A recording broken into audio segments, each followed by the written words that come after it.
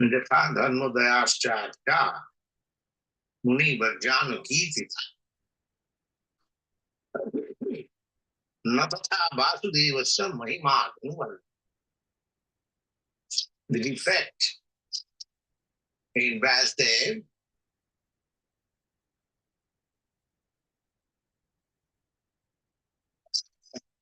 that if you have labored very hard in present dharmadaya. Dharmadaya means religiosity, economic development, dharma adaya. Adaya means beginning. That means human civilization should begin from religious principle. Otherwise it is not human civilization. Dharmadaya. Therefore, in civilized nation, religion, maybe in different forms, religion must. The same thing is explained by the Dharma first religion. Then economic level first.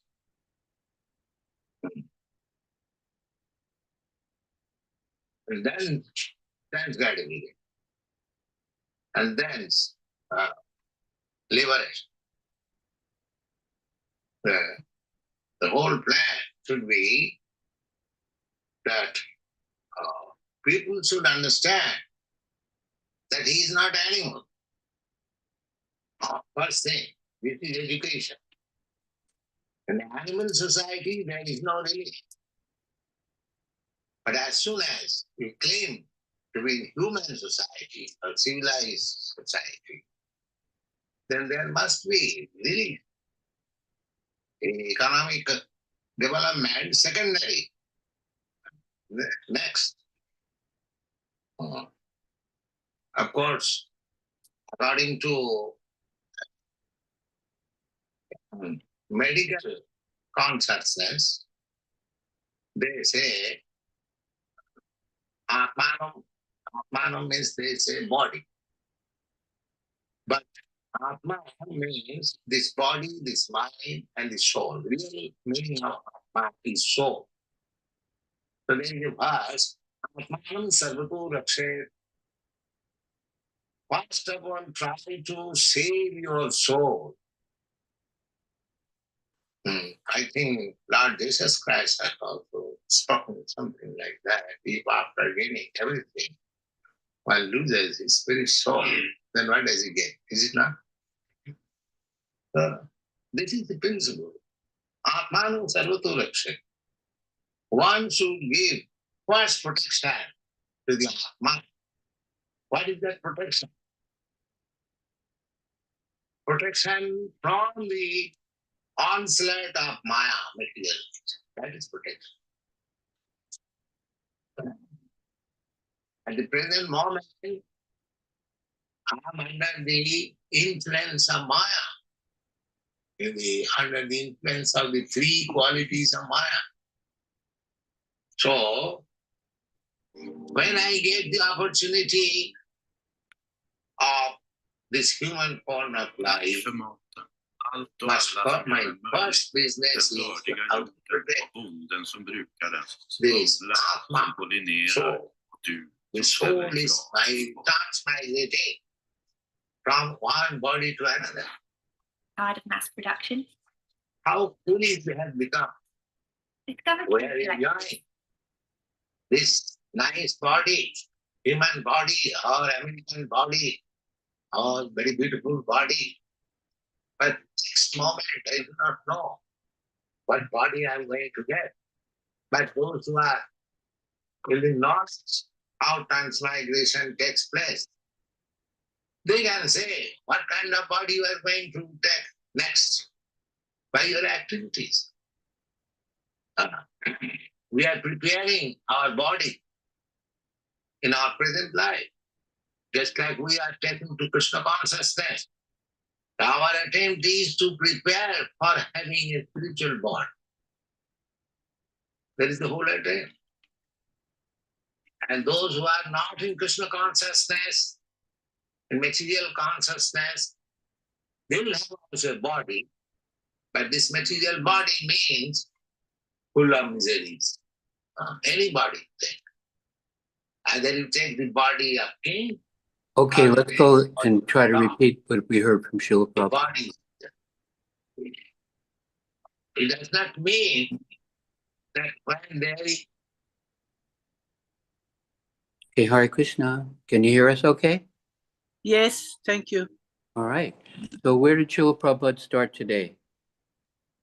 He started by pointing out if there's not Dharma, if the society isn't ruled by Dharma, then it's not a human civilization. He made the point that it's got to be there, and he said so beautifully, it can be in different forms, this religiosity, but it must exist. And he quoted Lord Jesus saying, what good it is if you conquer the world, but if you've lost your soul, what is the use? Very And good. it was very interesting that he was saying, like, we've heard him say that that's what differentiates human society from animal society is religion, that animals don't have religious society. But it was interesting that he said that comes first, and that religious society comes first, then comes economic development, then comes sense gratification, and then comes liberation. I would have thought that it was the economic development came first, because if you didn't have sort of your basic needs, then you'd be challenged to form a religious society. But it was interesting that he was saying it's that innate in humanness that it comes even before economic development. The birds of the field. Solomon was not so dressed as one of the flowers. So apparently, if you go to Krishna first, you go to God first, then I don't know. I've seen over 40 years of not going and then going and seeing that the good Lord takes care of you if you put him first. And that doesn't mean wealth. That just means he takes care of you. Right. You get your food, you get your shelter, and you get your friends, which is all we need. That's personal experience. Thank you. And Prabhupada gives some different definitions of the word Atma. Yeah, he was saying that the medical society would say that it's your body, but he's saying that it's also your, as it is in Sanskrit, your mind and your soul, and that we're preparing our souls by how we live in this life for our next life. Yeah, Or that's what kind of body we'll get. very good. The Atma should be protected. The soul. How protected from what? The onslaught of Maya. The onslaught. There is a wealth of misinformation, misperception, illusion. And in order to protect the Atma, what do? We take to Krishna consciousness. Yeah. In order to protect the Atma, we maintain our Krishna consciousness. And how is that maintained? Chanting, devotional service. Only Well, dog. Huh? By chanting the devotional service. Yeah, faith comes by hearing. Yes. And if we do not protect it, then what happens? The result of not sustaining, nourishing, protecting our consciousness, then we take birth In another body. as an animal. He said many people don't understand that there's a repercussion, that there are consequences, that there's something beyond this body. As this body perishes, and then we reap what we've sown. And we, in many cases, enter into the animal species. And whenever there's any kind of material body, what happens? Birth, old There's age, going to be disease, and suffering. death. Suffering, yeah. Suffering comes hand in hand. Material body means suffering. The king's body, the dog's body. So the Atma must be protected by sustaining, just like Vaisheshika Prabhu says, if we do not sufficiently nourish the intelligence by hearing from enough from scripture, then we begin to imagine injustices. We mentally suffer, physically suffer. It's complete entanglement. Okay, I guess we can go on from here. What does Srila Prabhupada say next? Unnecessary.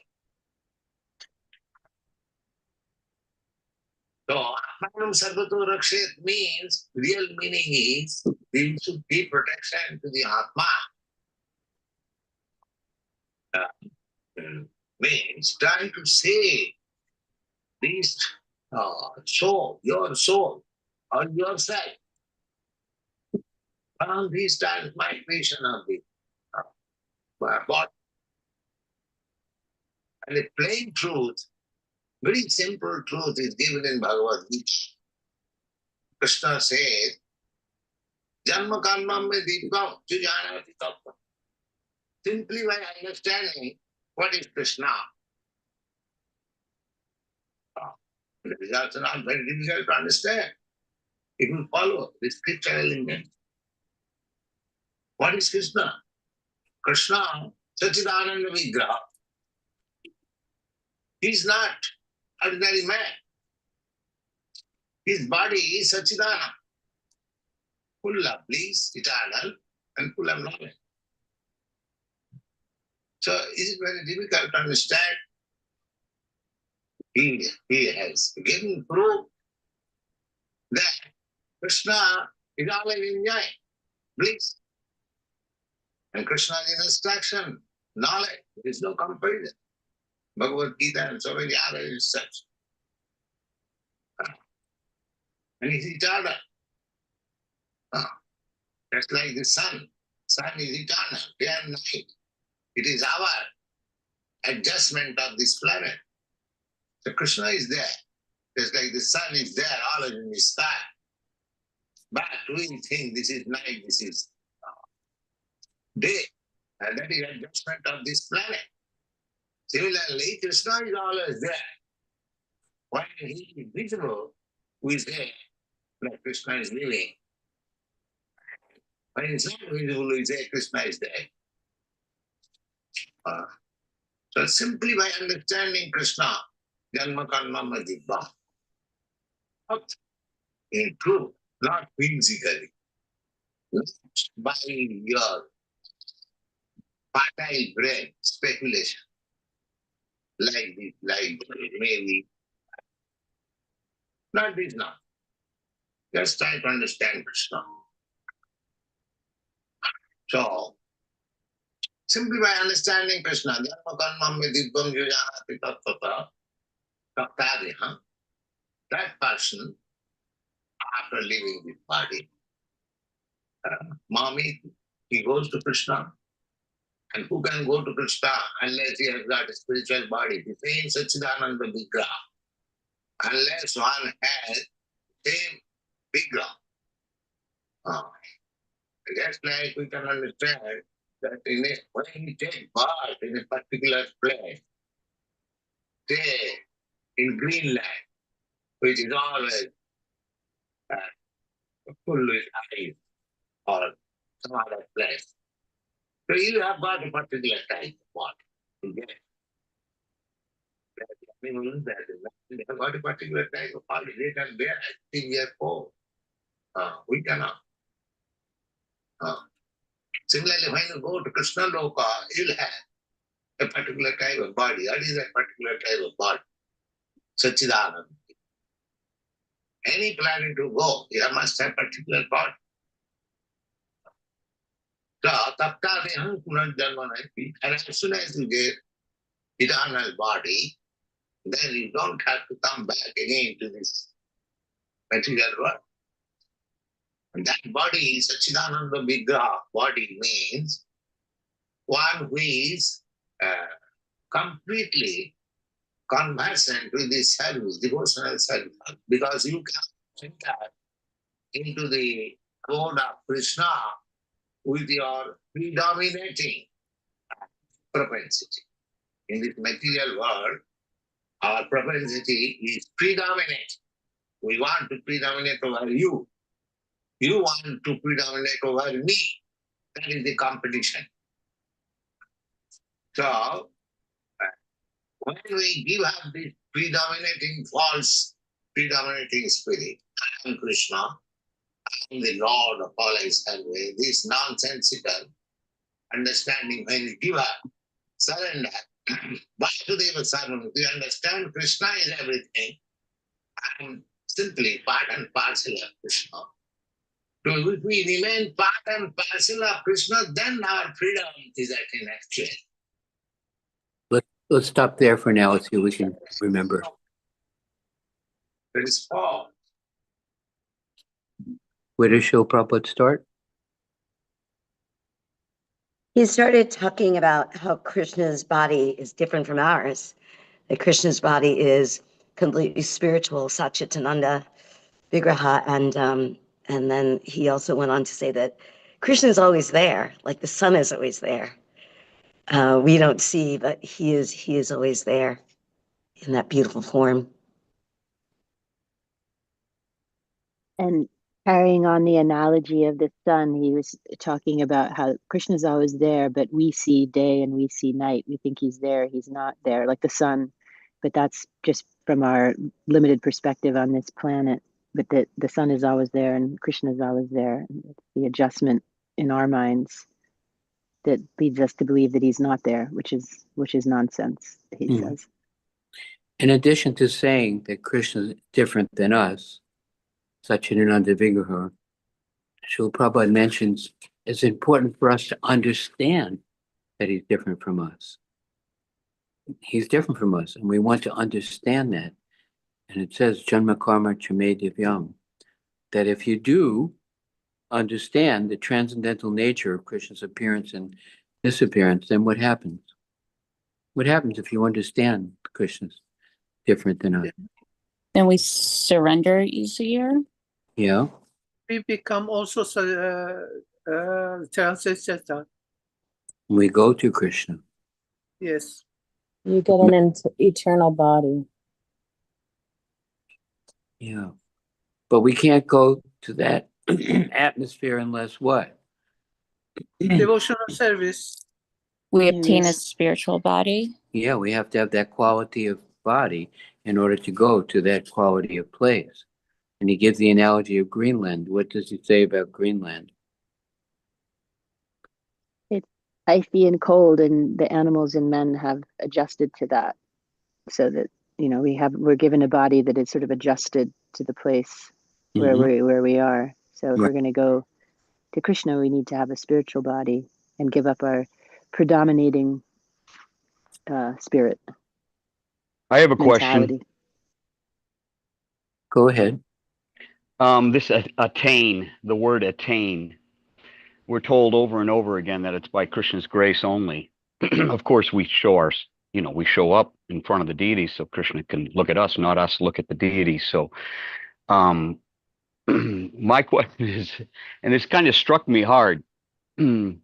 So, the song goes, like a drop of water on a lotus leaf, our life is.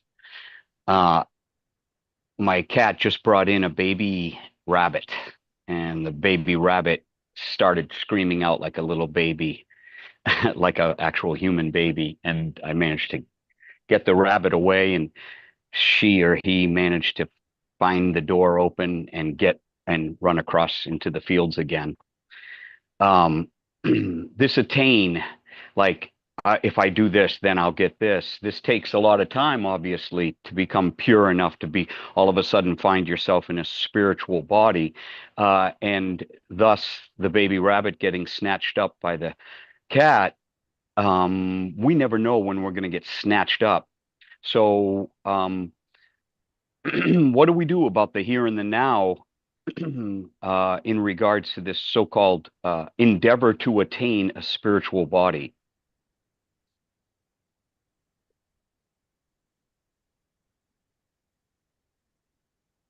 I can tell you what Krishna says. Go for it. Surrender. We become like who we associate with. In order to become purified, we are just like a lit candle can light another candle, right?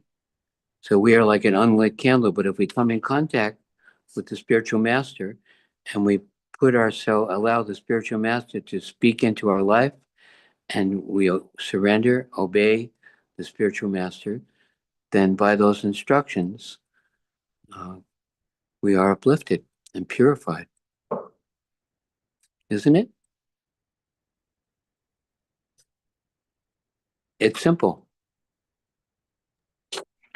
Hear about what's right, hear about the truth, want it, desire it, and Krishna says, Nityam, Nityananam, Chaitanya is Chaitanam. Of all these eternal living entities, there is one supreme eternal living entity who is sustaining the others and granting their desires. You get what you ask for.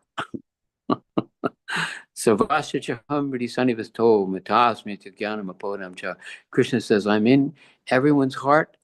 I see even the most subtle thought in the deepest corner of your heart. And for those who want knowledge, I will give them knowledge. And for those You who get want, what you ask for. What's the difference? There's a dichotomy between these two things. Getting what you ask for, petitioning the Lord with prayer, or getting what you deserve. So which is it? Or is it both? well, you deserve to get what you ask for. Than desire, At right? least Krishna says that. I can tell you Yeah. that's what Krishna says. Who said first deserve, then desire? Prabhupada, right? First deserve, then desire. Yes? They're connected. You're right.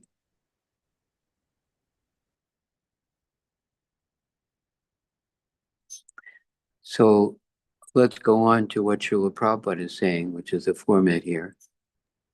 I just wanted to say one quick thing. Yeah. This idea of attaining, we already have this spiritual body.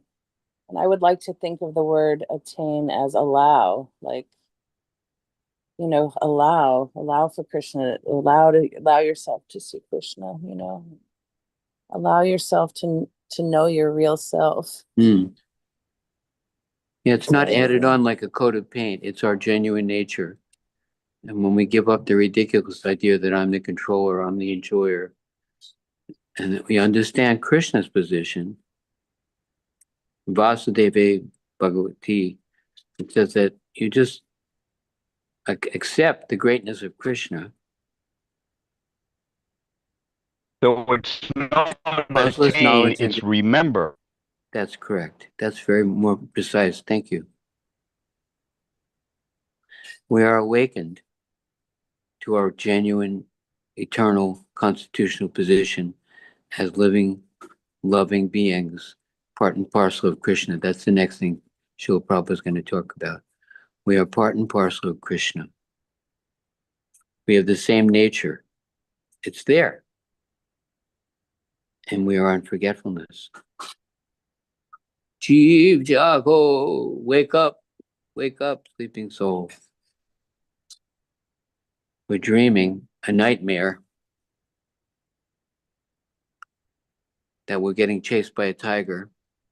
But the guru is waking us up, saying, wake up, there's no tiger. You're here, you're safe. Just remember Krishna, engage in devotional service, and your natural, normal, healthy, blissful, eternal nature will become reawakened and manifest.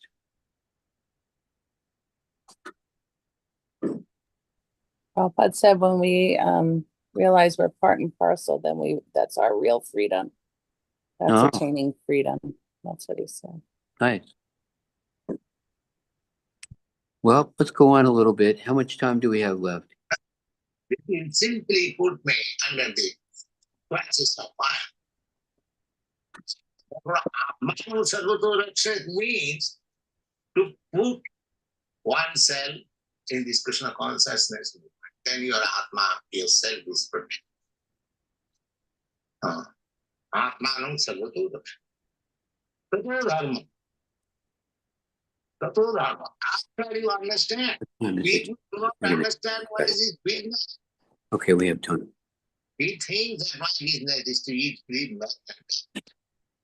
This is animalism. Simply, they are misled by animalistic civilization. Eating, sleeping, that's all.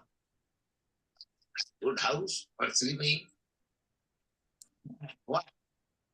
These boys and girls, they're sleeping on the floor, sleeping on open chest. What is the dividend? The animals out and sleep. It is a practice only. You don't require any borders for sleeping or living.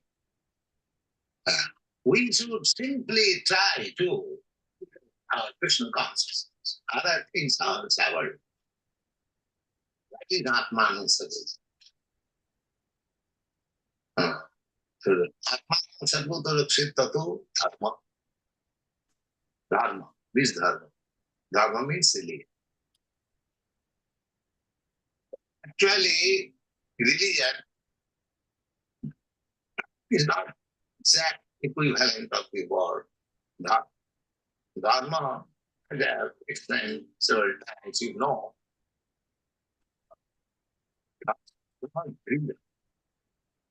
Dharma means you exist by some natural symptom of this world. Everyone has got some natural symptom. That is, according to Shastra, meaning that is just like this light is comes back. What is this dharma?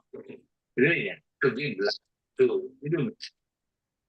So without illumination, there is no meaning of life. Similarly, your dharma, what is your religion?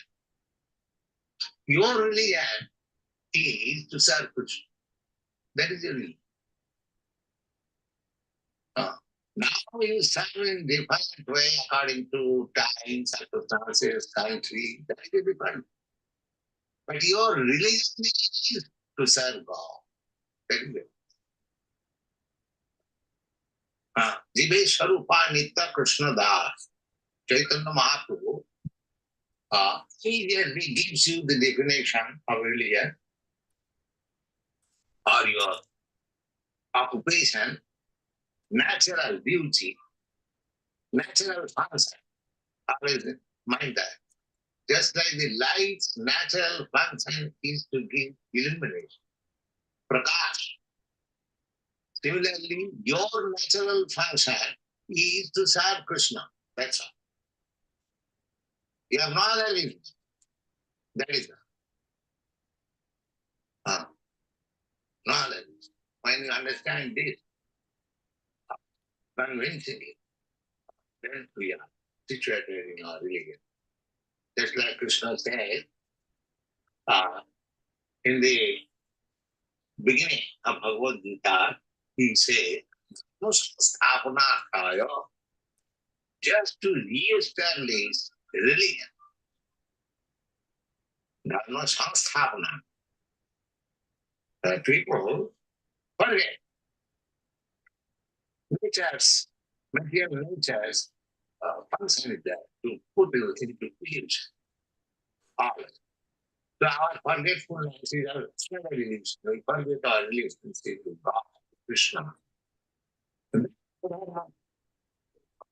That is, instead of becoming servant of Krishna, I become servant of so many things. I say I become servant of my family, servant of my country, society, humanity, cats, dogs, so many things. Servant I remain, but we become servant of so many things. So I have to convert from this servitorship to Krishna's servitorship. Therefore Krishna says, Dharma Sanstana. This is the Sanstana. What Dharma, what kind of religion Krishna established? He said that I incarnate to establish religion.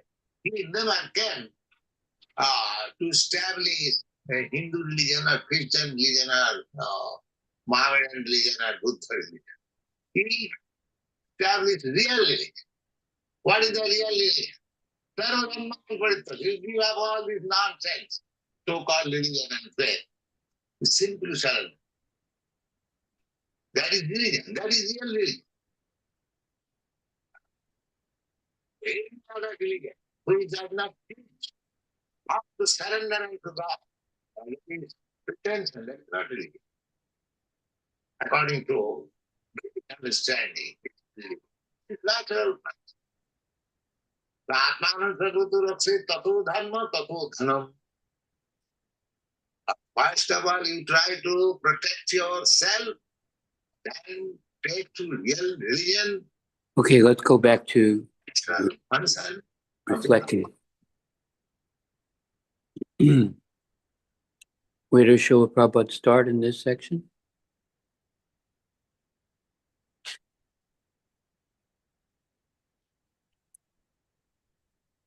Can you hear us okay? Yeah. Speak a little louder, please. When people are always thinking, I am God, I'm this, I'm that, that will simply put us under Maya's control. You know, we are thinking, I am God, there is no God, God is dead, everyone is God. But Prabhupada quoted the verse before, Dharmasvidasvidha Pungsam. It says that religious principle, knowledge comes from God, and there is nobody in comparison to the Supreme Lord. I am not these other speculative identities.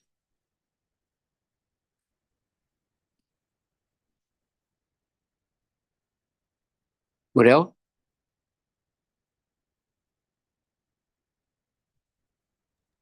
He says that religion is not equivalent, or Dharma religion's not equivalent to Dharma, because Dharma, you exist by some natural symptoms, and your religion is to serve Krishna. And Krishna comes, Dharmasvidasvidha Pungsam. He comes, Paricharanaya Sadhunam. Krishna comes to establish religion. Real religion, the essence of it is not, I am Christian, I am Muslim, I am Jewish, I am Buddhist. The essence of religion, just like the essence of light, is to give illumination. So the essence of religion is Sarvadhamma. Huh? What is it? Surrender to God and Surrender serve to Him. God. Right. And if it's called religion, but it doesn't include surrender to God, then it is cheating. It is not genuine definition of Dharma. Dharma is like the essence, just like sugar is sweet. Light gives illumination and heat. Real religion, without surrender to God, sometimes they say people want the kingdom of God without God. They're performing ritualistic fruitive activity in the name of religion, but it's only religiosity. It's something selfish. It's not for the pleasure of the Lord. It's not in obedience to the Lord. It is some karma kanda, fruitive activity. So we cheat ourselves if we don't go to the genuine Dharma, which is our essential nature.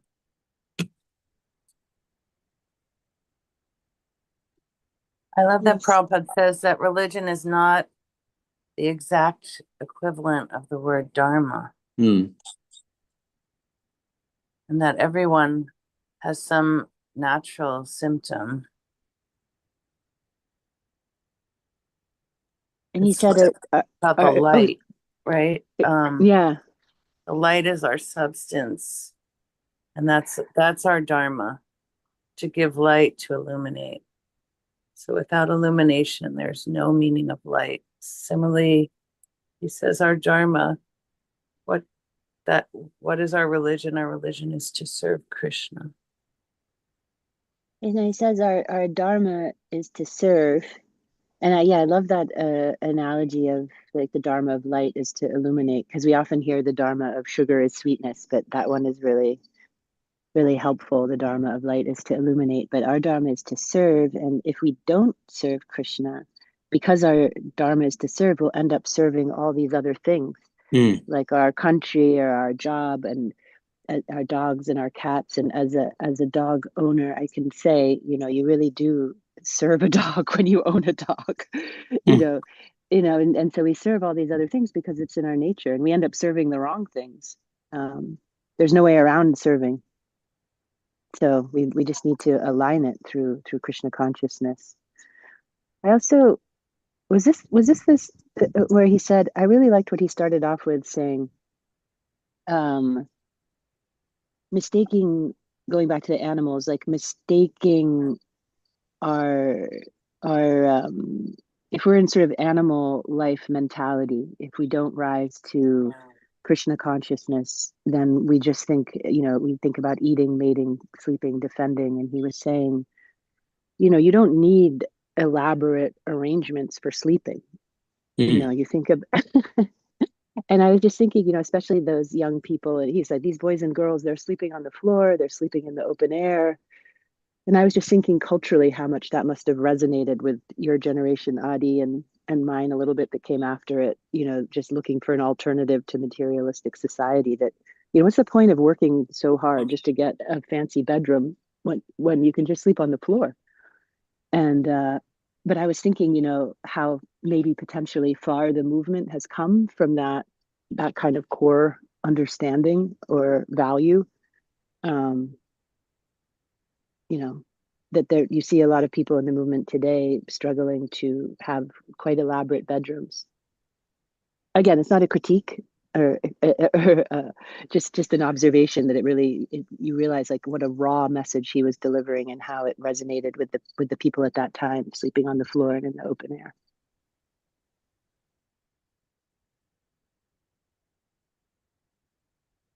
Bigger television, a bigger apartment, a bigger car, more clothes. On and on and on and on and on. Apple 4.5, Apple 5.6, Apple 7.10, on and on and on and on. So that's adharma. That is nonsense. I was just going to say, I was just thinking about that nonsense. It's almost like a grandfather, a loved one would say to their child, he's give up this nonsense, just surrender to Krishna.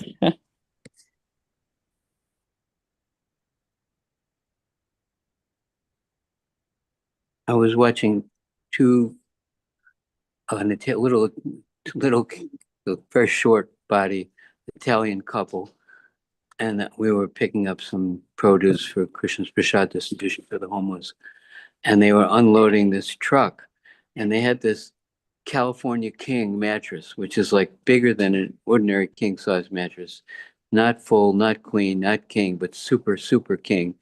It's about 1.5 feet thick, and it was so big, and they're struggling to get it out of the moving van. It was falling over on them, and I was thinking, what are they doing? It's so much suffering for something that's so beyond what they really need just to take rest, and it just becomes a burden.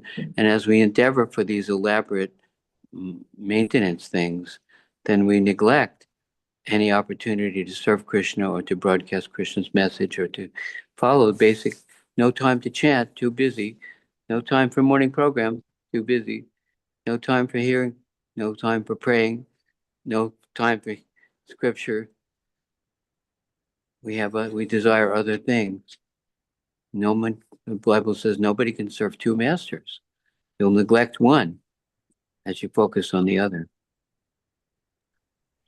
There's another Only so much alternative. you serve Krishna. There's another alternative to this no time. Priority? No, it's always. Oh, Instead of no time, you go to always. That means no matter what you're doing, even if you're struggling with a king-size mattress, you remember, you remember Krishna.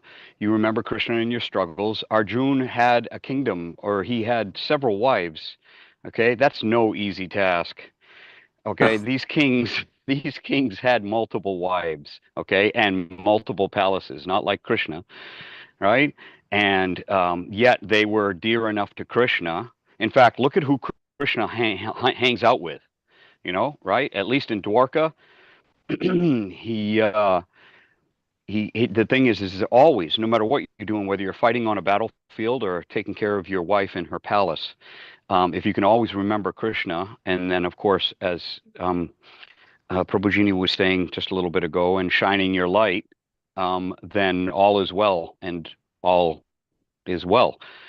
So this whole thing about I'm either involved in material life, or I'm running to the temple, or I'm sitting down with the scripture, something like that. Especially this day and age with technology. Right now, I've got Bluetooth in. I'm simultaneously taking care of the horses and listening to this class. So the chance for always has never been so.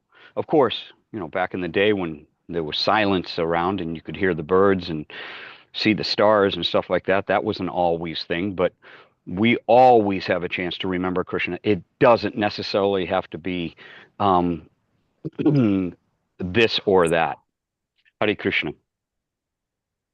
yeah, very good point.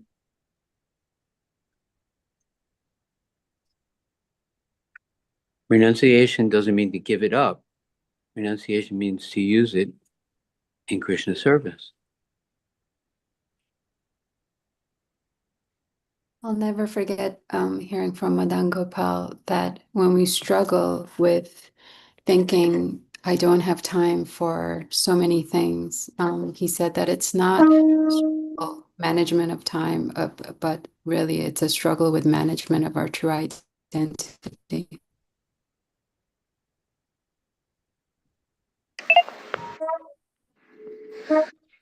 Thank you, dear devotees. Darshan time, if you can. Turn on your cameras.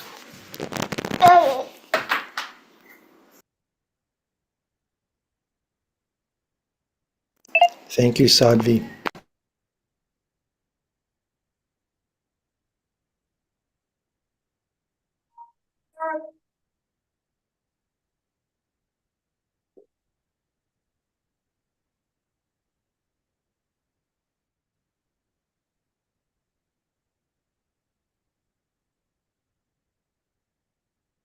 Oh. It's all right. It's all right.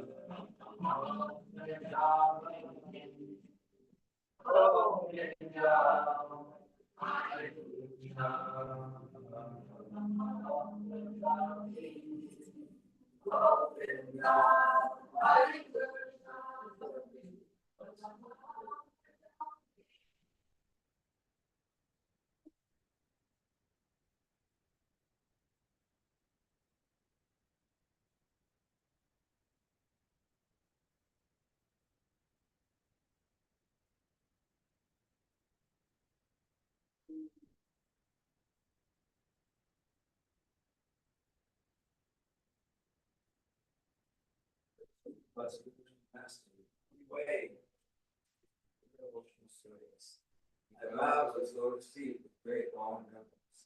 By his grace one can cross the ocean with tears suffering and obtain the mercy of Krishna. I only wish to have my consciousness purified by the words emanating from the lotus. Attachment to his lotus feet is the perfection of the yoga's all desires. The yoga is my darkened eyes and fills my heart with transcendental knowledge. He is my Lord forever and ever. I'm ecstatic by everything in this world. The Vedic scriptures and our spiritual master, the ocean of mercy, friend of the poor, Lord and master of the world. O Master, be merciful. Give us the shade of the Lord's feet. If we spread all over the free world. If we take shelter of the lotus. Srila Prabhupada, he,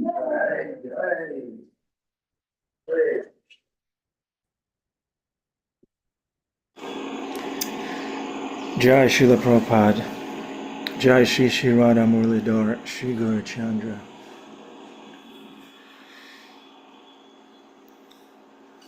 Jai Vasudev Prabhu. Peace and love.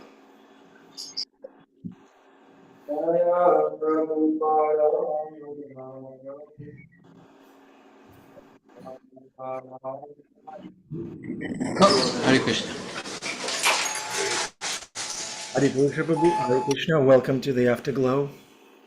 Would you like to add anything to what has been said so far?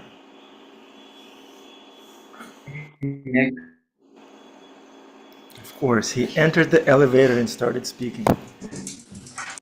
Jeffrey Baba, how are you? Hare Krishna. Happy Monday. Lots going on. It's a busy time of year. So funny. I was thinking, we make, I'm talking about in my work, we make lots of preparations for what's to happen, what's going to happen. We spend a lot of time focusing on making sure that we've got a really nice polished crystal ball. And best laid plans of mice and men, right? So let's hope that we did have a good crystal ball this year, and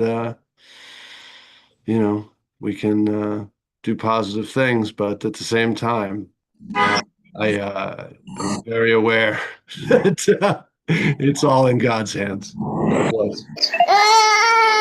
Yeah, when Krishna When Krishna sees our plans, he smiles. What are you planning? How true that is, you know? You go ahead and make those plans, buddy.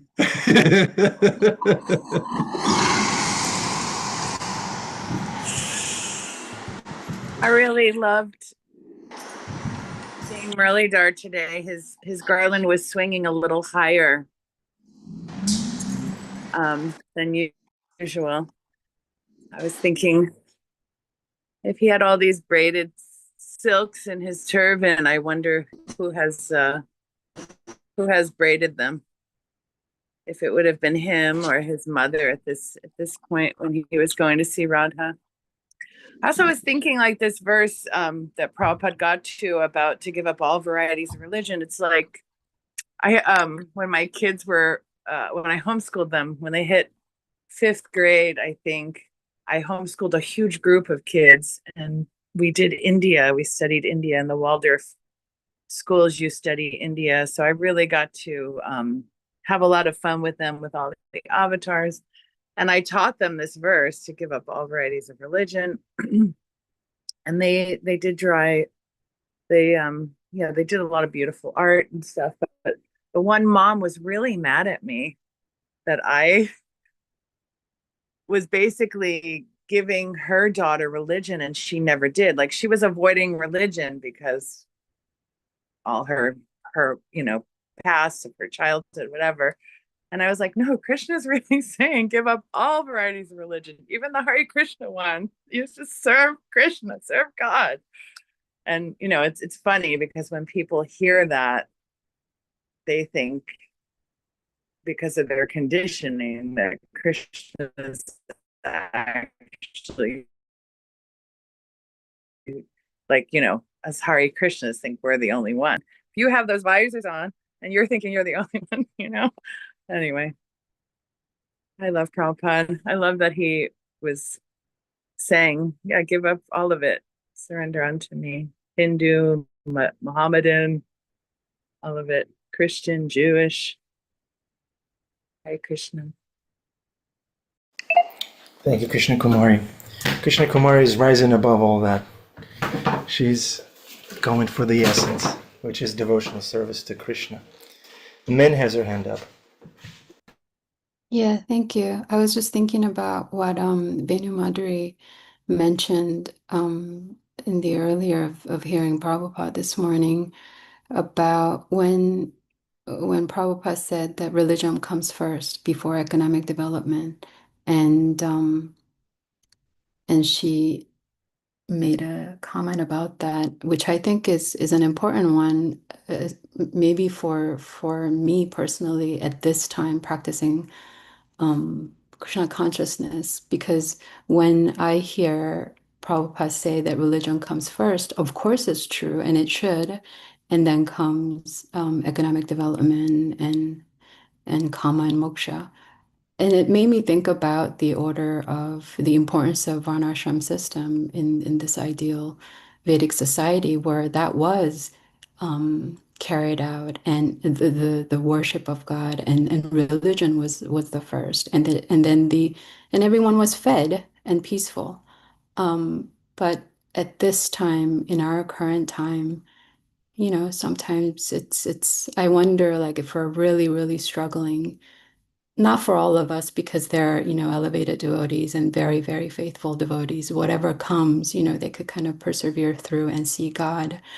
But I wonder, if things really hit hard for some of us financially or economically, where feeding our kids becomes a worry. If our faith is not so strong, I wonder if we'll actually have a chance to see God, to love God first. And I also understand that when Prabhupada is saying this, religion comes first for us devotees. It's really loving Krishna, and having him in our heart always. Anyway, I don't have a question, but it's something that's in my mind, and I'm not even sure what I'm actually trying to get at. But these are some of my thoughts. Thank you, Min. Yeah, how to put Krishna first when things are difficult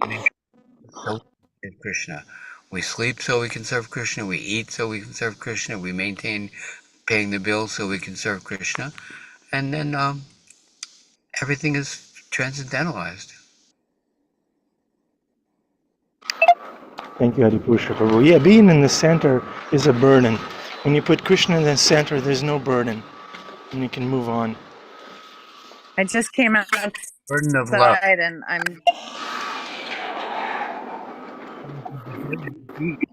to my porch. Go on, I wanted to share like Adi Purush.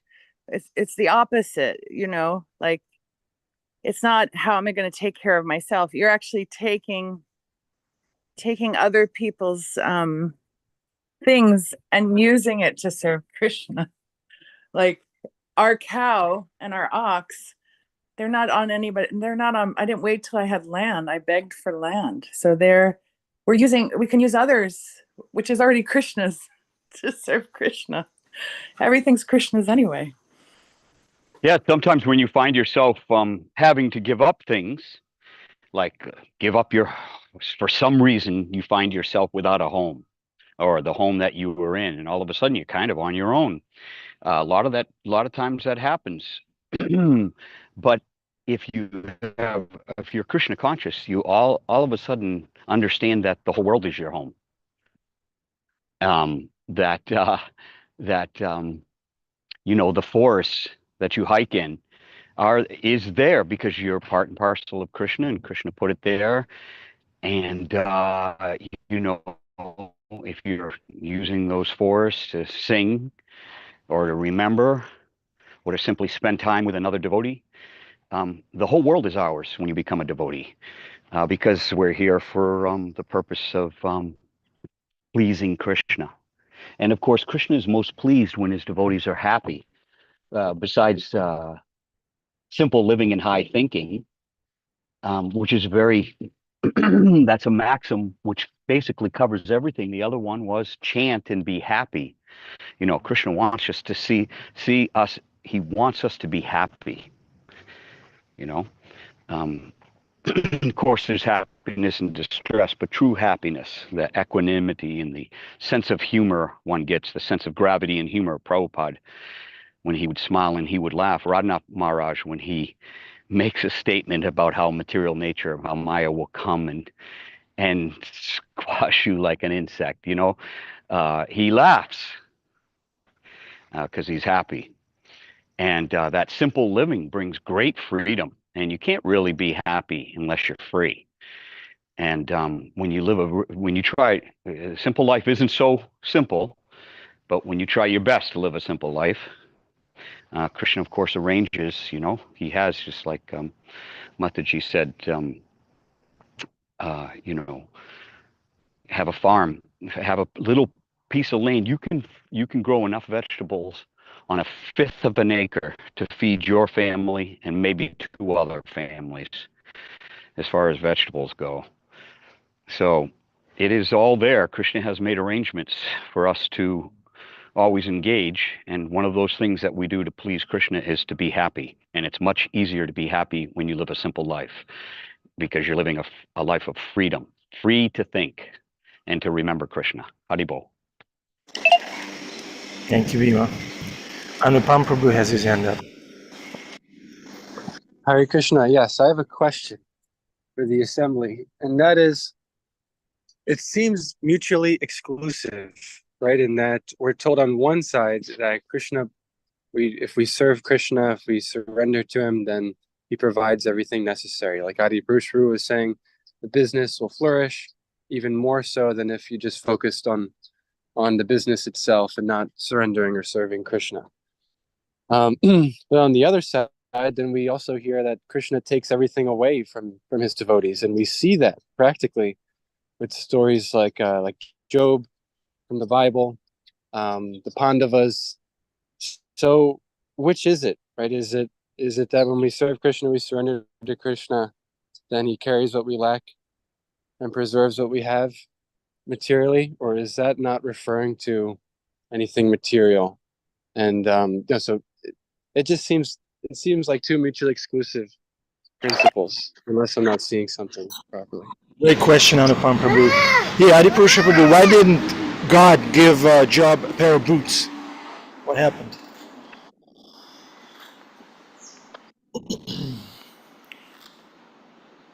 Sadhvi.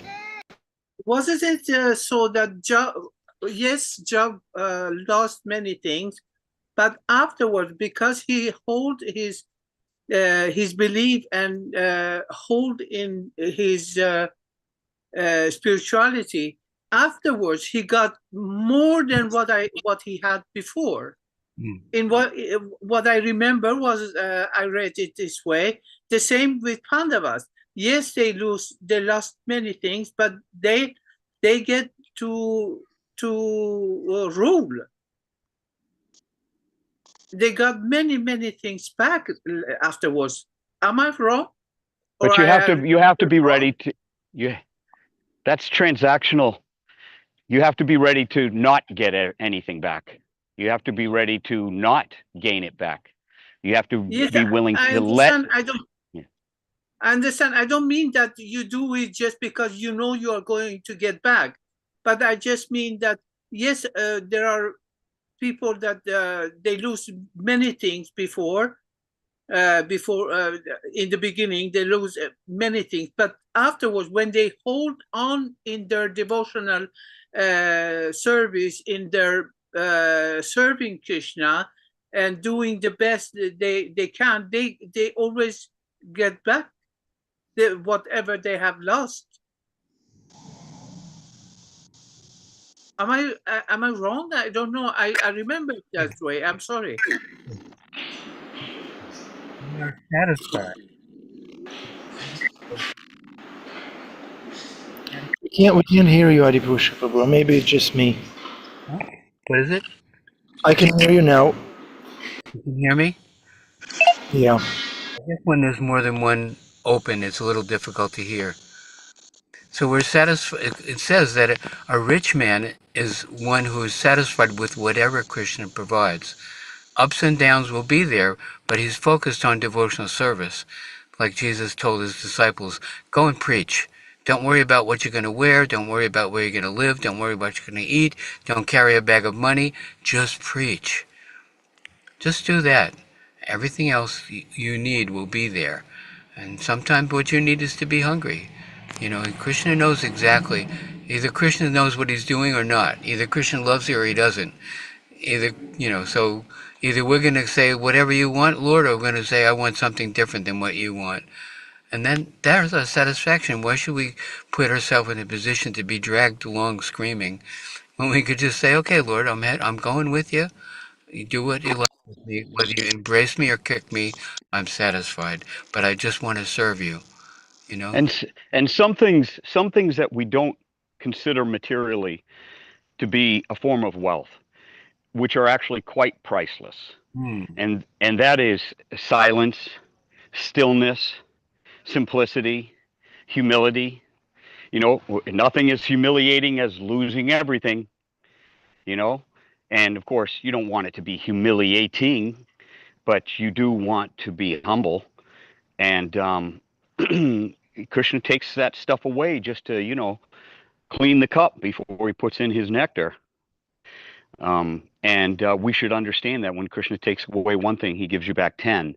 And those 10 things may be, time to hear, time to chant, time to pray, time to consider, time to surrender, time to give your life over. That time, that precious time that you now have because you're not worried about hearth and home or climbing the corporate ladder or making enough money that maybe you can give a little bit more in a donation. When you just have nothing and you're stripped bare, that's when all of a sudden the Bhagavatam becomes real. Krishna's Bhagavad Gita becomes real in your life because it's all you got. It's all you got. Achintya means without. We should pray to be without. It's a much easier life. Nitai Chand Prabhu put something wonderful in the chat yesterday. The question was, when somebody's experiencing poverty without knowing what this punishment is being given to him for, is it really does it really serve the purpose when I don't know what I'm being punished for? I think it was Sadhvi's question. And Nitai Chan says that this type of punishment is not just punitive, it's also transformative. When you go through something difficult like poverty, then it transforms you, changes your heart, and all of a sudden you become more aware of other people's suffering, you become more aware of the things that you have, despite something being taken away. It transforms you. So those difficult situations, when something is being taken away from us, it's also an act of giving. Krishna is given us what? A wake-up call. He's given us a wake-up call. And that's so valuable, like Bhima Prabhu said. Trying to get your attention. There's an interesting verse in the Bhagavatam that says, a person who has more than he needs is always in anxiety. He's always afraid that what he has will be taken away by animals and birds, friends and relatives, thieves and rogues, the government taxation, the inevitable time factor, and he's even afraid of himself that he's going to do something that loses his wealth if he has more than he needs. There's a raccoon there. Be careful, you're It's a squirrel. Squirrel. squirrel? A Yeah. pretty squirrel. Pay attention to the squirrels here. Do I have more than I need? And that's a cause of anxiety, according to Bhagavatam. Maybe I'm wrong, but that's what I've heard. Thank you, Adipurusha Prabhu. If anyone has more than they need, contact Adipurusha Prabhu. He'll take care of it for you. He sure will. Yeah, Bhima Prabhu has a living realization of that. Adi gave me more than I needed. Adi gave me more than I could handle. I had to become two people. My Paula became engaged in devotional service by virtue of me having too much to do, and next thing you know, she's hanging with the devotees, and so it's a wonderful thing for Krishna to give. Spread it. Another thing is, to whom much is given, much is expected. Always remember that. If you got a lot, Krishna's looking at you. You can't widow if you're doing well on Wall Street and you're given the widow's mite. You better think again. So, Just going back to Anupam's original question, Krishna's childhood best friend is a prime example. It wasn't like he was rewarded. He was happy with nothing, and he was happy to see how wonderful Krishna is both ways. So, but Min had her hand up, and Srila. Hare Krishna. Men followed by Surah Prabhu. Yeah, I really like this question from Anupam Das because this is a question I've been contemplating on for a while. What does it really mean when Krishna says he's gonna take care of us? And as someone before I came to Krishna consciousness, I at some point in my life or in my 20s, I had a terrible fire and I lost everything. So all I owned was the clothes I was wearing that day and a little grocery bag I was bringing home after work. And at that point, I was also kicked out of my family. I didn't have family. So I just didn't have anybody or anything. So I was homeless. And after that, I was working and I was making work. So my thought was, well, just do what's calling you to do, which was just making art at that point. So one thing led to another. I got some success and financially I became more, fine. And then that wasn't really satisfying, really. So I gave all that up to really look for a God. And at this point, being a few years into this path and which I'm really, yeah, I'm in it. Like I don't want anything else. I have an opportunity or chance to make money again and such, and I have ideas as to what I could do with that. But just coming back to what Anupam was asking, I feel like at the end of the day, I'm getting this sense that when Krishna says, I'll take care of you, I think he's going beyond material. I mean, obviously. And I think that um, even, I could kind of detect within myself, like I could see that I'm detaching more and more from just wanting stuff. I mean, it's not, 100% gone, but my mind is inching towards more of just wanting to be with Krishna. But what does that really mean, for me? There are many ways I could go into, but I think maybe that's also a little different for everyone. What does it really mean to feel like we're really being taken care of by Krishna? And yeah, I just feel like at the end of the day, it's really, to me, that means that he is somehow transforming me to see the material certain way. It doesn't matter if I have a lot or small. I have a little bit of fear of becoming homeless again, and I don't really know how I would react to that at this point in my life. But there's also part of me who feels like maybe I'll be okay. Maybe I'll be okay, more okay than I was before, where I was really, really freaked out. Um, yeah, so that's all I have to share. Look at the family you have now. All of Yeah, us. it's amazing. You're gonna make me cry.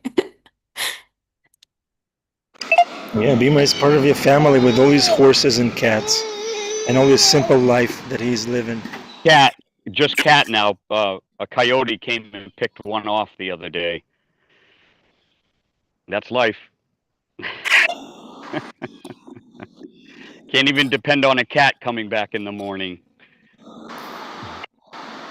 It's okay, Bhima. You'll be okay. Bhima has made us all cry at some point. Here's Saurabh. Making us cry, Bhima. I cry. I'm in the laughing stage. I cry until I started laughing. Right? You get, because that's, come on, Oh, one thing I the wanted time. Yeah. One thing I wanted to share about the experience of losing everything, and this was actually shocking. Immediately when I came home and the whole block was gone, and no one had my phone number, so a policeman was waiting for me. It was already dark, and he asked me, well, my name, and so to verify that I lived there, and he said, "Okay, do you have some place to go?" And I was like, "I'm not sure." And I remember just like walking away from there, towards one of my friend's house. And I mean, it was really terrible and horrifying and hard, but at the same time, I had this sense of such lightness and freedom. I just remember feeling, wow, I don't have anything. Like I don't, and all I had really was some clothes, a lot of books, and my artwork. So not much to begin with anyway. But I just remember feeling, wow, it's so light to not have anything. There's a novel written by Milan Kundera, not very transcendental, but it says the title of it is "The Unbearable Lightness of Being." I read that And one. oh, there you go. So having is what weighs us down. It weighs us down. There's always the example that Prabhupada gives that the bridegroom and the bride get in the rowboat after the wedding, and like a devotee just being initiated, right? Bride and bridegroom, they get in the rowboat to move forward, to go on with their life. But they row and they row. The rowing person rows all night, and it's dark, so they don't know, where they're going except to the place that they've, the goal that they want. And then when the dawn comes, they see that they haven't moved at all, and that's because the anchor was still down, meaning the attachment to where they were and what they had was still down, so they could not move forward on with their life. So sometimes Krishna takes things away to lighten you so that you can concentrate on being Sat Chit Ananda. So you get Sat, you have to be still, and then the Chit, that would be Krishna, Chaita Guru Chit, Krishna from within, enlightens you, as it says in the Bhagavad Gita, with this shining lamp of knowledge. And with that, of course, you get ananda, you get bliss. Hey, it's good enough just being alive. I'm breathing in, I'm breathing out. My whole apartment burned down. Then you say, what now, Krishna? Like, this must mean something. Then you start on this whole journey that everything that happens to you, good and bad, like Kukshetra, good and bad, whatever's happening to you is by Krishna's arrangement. And that way, no matter whether you're financially stable or going down in flames, I've been both places. You are remembering that Krishna's hand is in it, and therefore you still remain somewhat aloof or detached, or even somewhat amused by, as long as you weren't, of course, doing things, and Krishna tried to warn you not to do these things, and you did them anyways, and then you ended up in trouble. Well, then you got to look back on what you did. But things that, like a fire coming out of the blue, you can sit back and say, okay, Krishna, what does that mean? What does that mean in my life? Obviously, everything's perfect. Om Purnam, everything's perfect. How is it that I'm not seeing it as perfect? That's why a devotee once told me, when dealing with heavy duty things like your house, burning down the house, that you have to see it philosophically. You have to step back and say, okay, Krishna, what's going on here? What is the lesson to be learned here? Just like the Bhagavad Gita, what is the lesson to be learned in this action, in this battlefield, this field? Hare Krishna.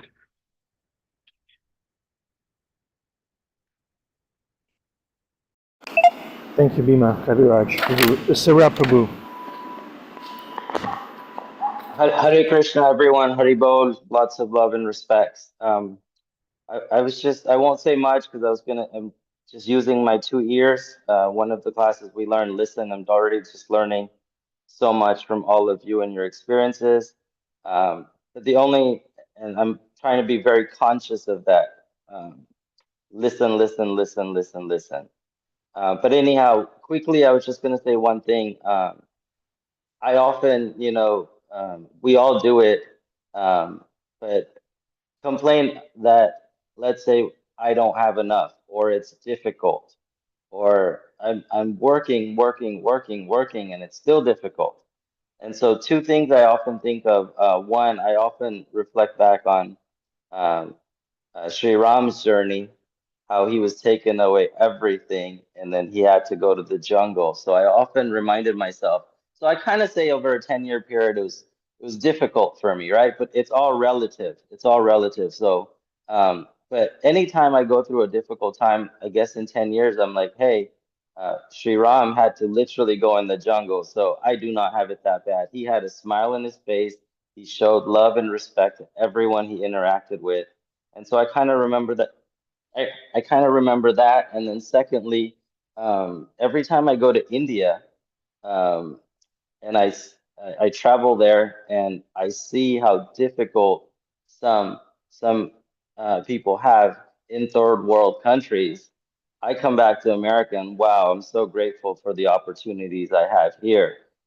So in India, one example, someone that would go and be a maid and clean at everyone's houses would work 7 days a week and maybe make $1 a day.